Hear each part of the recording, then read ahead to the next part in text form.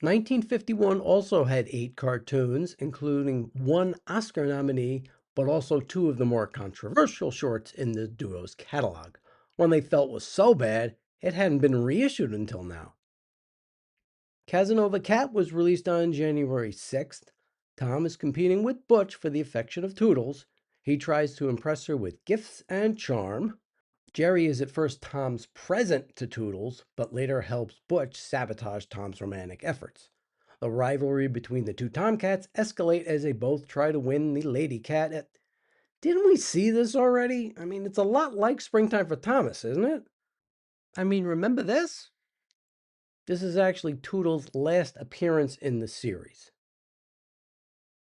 Like Mouse Cleaning, this cartoon was considered controversial and pulled from some releases. Why, you might ask? Well, for this and this. Because of this status, it has a new restoration, so it's among the best looking of all the shorts on the set. Jerry and the Goldfish came out on March 3rd. As the name suggests, Tom tries to eat a goldfish in a bowl, but Jerry protects it from the cat, moving it to different locations and creating obstacles for him.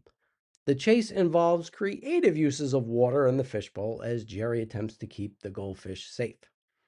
Now, part of this was actually redone for its network run. We'll talk about that when we get to the Chuck Jones era. We also get to hear a familiar voice for the first time in the series. One small, fresh fish. That's Dawes Butler on the radio. He had actually done work with MGM for a few years already. Jerry's Cousin was released on April 7th, written by Chuck Couch. Jerry's incredibly strong cousin Muscles comes over to visit. The streetwise mouse is tough, fearless, and enjoys beating up cats. Tom tries to mess with Jerry, but gets severely beaten by Muscles instead. The power dynamic is completely reversed as Tom becomes the helpless victim. This one was nominated for an Oscar for 1950. Again.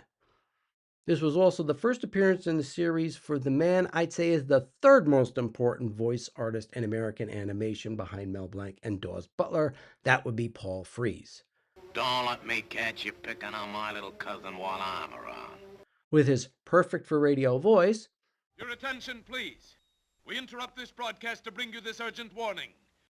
He quickly established himself as a premier voiceover artist for films and cartoons. He did well-known work with MGM. Oh, say, that's too bad. But don't you worry. You can stay right here with me. Over at Disney as Professor Ludwig von Drake. Back in 1917, they used to call me Captain Ludwig Eddie von Richthofen Drake.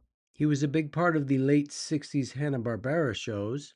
I'm Morocco Mole. I was wearing Secret's favorite disguise. Now just a doggone squiddly diddly minute. If you think I'm gonna stand by for that, you're mistaken. And many Walter Lantz shorts over at Universal. Don't you know how to turn on a faucet? Right is off, left is on. He got to play Santa Claus. If you so much as lay a finger on the brim, I'll never bring you another Christmas present as long as you live. He even directed a movie himself. The Boatniks, okay. Where's Joe Flynn? Shut up, Iris. I killed that fat barkeep!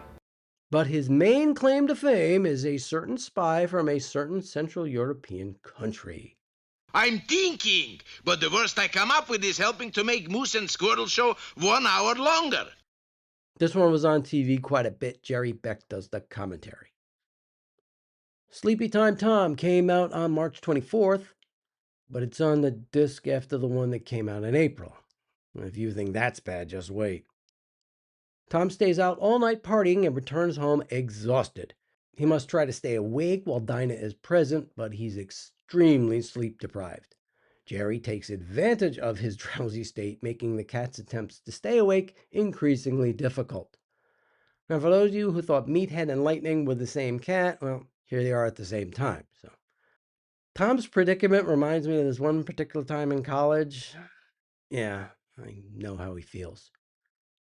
Now, I know it's supposed to be night, but this restoration is still quite a bit dark. There's lots of grain in there, too.